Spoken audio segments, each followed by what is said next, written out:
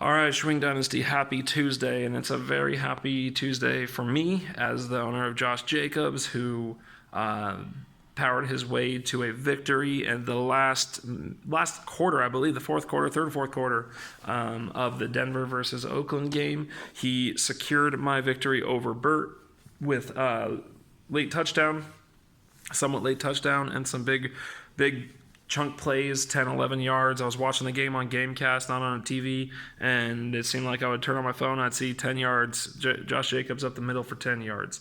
So I am very, very happy. I finally took down Burt. It's been a few years of losing to him in my other league, and to get that crazy kind of last end of the game victory, finally pulling ahead again with the very last game of Monday Night Football was pretty awesome. When you beat your nemesis, it doesn't always look pretty, and it can be pretty nerve-wracking. I was pretty sure I was losing that game for a while, but Josh Jacobs carried me through at the end, so I'm happy about that. Physically, if I look pale and sick, it's because I am pale and sick right now, not feeling too great, but mentally and spiritually, just my cup runneth over from beating Bertie Madoff, taking down Bassett and Bassett Company, and finally overcoming that hurdle that I've had. So really ecstatic about that. Sean and Adam. So I predicted me over Bert. Obviously, I had to, and so that's one victory for my predictions on the week. Sean versus Adam. A game I predicted to be a little bit closer. Adam left about 70 points on his bench and two players in Sammy Watkins and Larry Fitzgerald.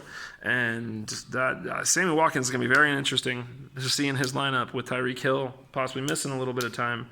That's kind of a scary player that he could bring in to the fold regularly.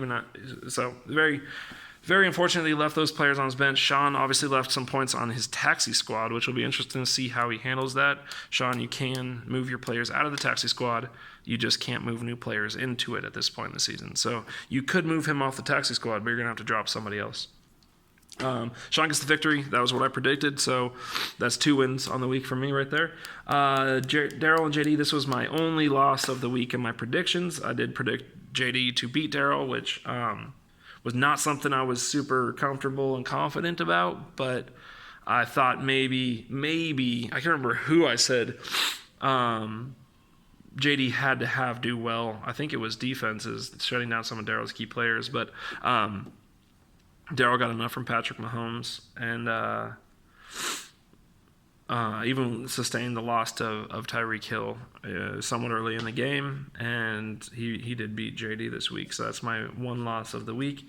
Mark and Lucas, unbelievable. Mark, I think, probably surprised even himself with how well his team did. He got some big... I don't know if he's going to be able to rely on TJ Hawkinson putting up 30 points every week, but that was that was the top points of the week. So congratulations to Mark, who once again proves that he is the power bottom to Lucas's underwhelming top. That's just been established, I think, at this point in their relationship. So, you guys, we all support your decisions, and just are happy you guys have found each other. So, Mark with the big win over Lucas. And then last, Steve over Phil. So I predicted this game would be a little bit closer than it was. It ended up being what I said. Steve would beat Phil. It wasn't as close as I predicted, though. But that leaves me with a 4-1 record with my commish picks this week. So a good start for those.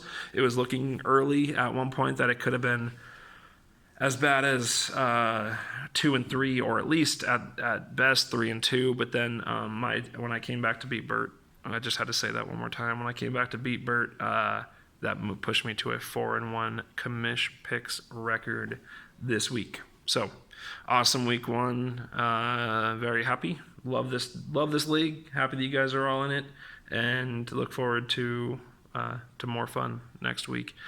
All right, I will post my week 2 picks probably on Sunday, and I know that gives me the Thursday night game to give a head start, but it also gives you guys the weekend to set your lineups before I have to try to pick who's going to win each game, and I'll see how that works. If you don't like it, then you can tell me about that. So, all right. Peace out, everybody.